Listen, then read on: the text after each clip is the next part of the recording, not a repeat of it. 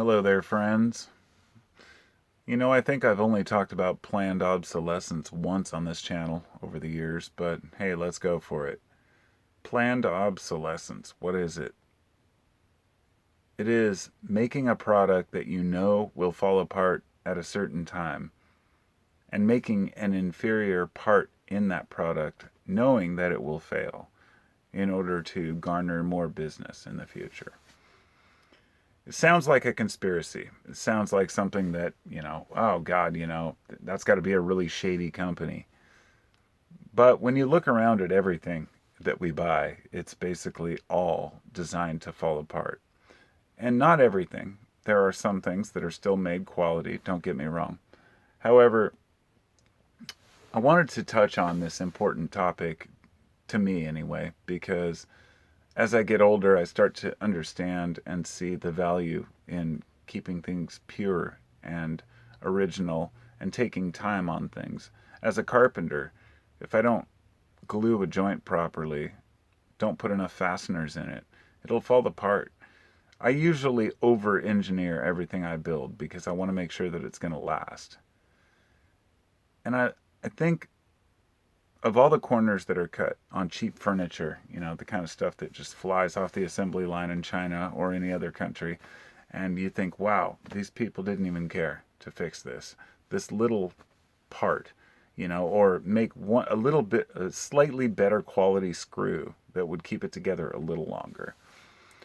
But, really this starts with old buildings. And I watched a video the other day talking about this.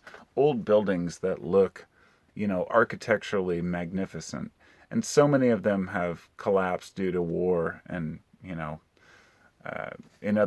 Europe anyway. The U.S. has been pretty untouched, but we're pretty young in that sense. But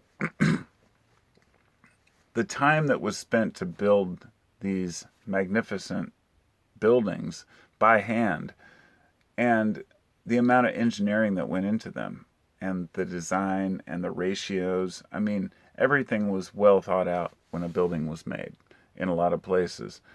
And I was thinking about how sad it is that we've lost that architecture due to our desire to move forward and say it doesn't matter what it looks like on the outside. And that I respect and understand. Hey, I don't believe you need to have a mansion of a house with perfect columns and architecture. No, I don't really care about that, but there are certain things that do matter. Let's shift gears for a minute to old stuff. I'm a carpenter. I use a lot of old tools. When I come across an old hand plane or something, I grab it right away because they are quality. They're built to last. The metal they were made of, the quality of inspection and product is superior to most of the shit they make today. Anything they do make today that compares is sold for exorbitant amounts. The same goes for a lot of things. Appliances, for stereos, televisions, automobiles, cars in general, right? Something we all need. Phones, PCs. Everything seems to get worse with age except for the very top line, and most people can't afford that. So what used to be the norm of product became the high-end product. And that made it hard for the average person to afford anything that'll last more than a couple of years. You buy a home stereo. Let's say you buy a new home stereo for a few $100 and it fails in 5 years. What do? Nothing. You throw it out, give it to Goodwill. It ends up in the dumpster. You think about the amount of waste, not just materials that are thrown away, but the labor, the time, the effort, the gas that was burned to make that particular thing. It's so sad that we let everything fall apart the way we do. And, it's not just, of course, products. We've seen this in movies. We've seen it in music. We've seen it in culture in general. Everything seems to be just kind of degrading to this like homogenous garbage that just everybody wants these trends and these memes, and the next day it's on to something else. And I started to understand the respect and patience and attention span that we need for things that came before us, for the long haul, right? As a species, the things that we've developed over so many generations that, it's uncountable. I feel like ideas are considered boring now. Like new information and new ideas, they always have to be extreme. It can't be something that just says, hey, this has always worked, let's try this. It reminds me of hearing a story about New Guinea when the first white settlers came. They spent, I think, decades living there on the shore before they even knew anyone lived inland because it's surrounded by mountain ridges. Nobody could get inland. Finally, they got inland. They met some tribes there. They were fascinated. And they noticed that they just kind of grew their potatoes and their vegetables out in the jungle. And they told them, hey, you could do this better if you just terrace the hillside. And they listened and they terraced the hillside, planted their crops. Major monsoon came, flooded out all the terraces and ran all that mud down and destroyed their village. They said, well, I'm not listening to you guys anymore. They had a way of doing things that had worked. And my point here is that it feels like in society we want to shake things up. We want to try new things, and that's totally understandable. But there are some things that have endured for the reasons that they work. Very simply.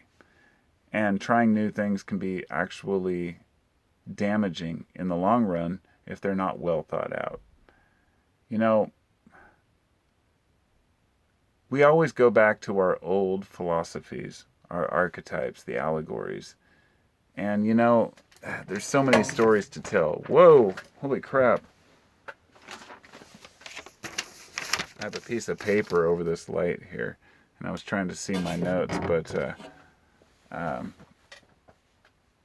our allegories and our stories, we try to build things to endure, but if we're not building everything in our society and showing to endure and showing the value of creation, invention, we're not doing any justice to the upcoming generation. We're showing them that everything is worth just kind of throwing away. And that's sad. I mean, the children are watching, right? That old thing, think of the kids.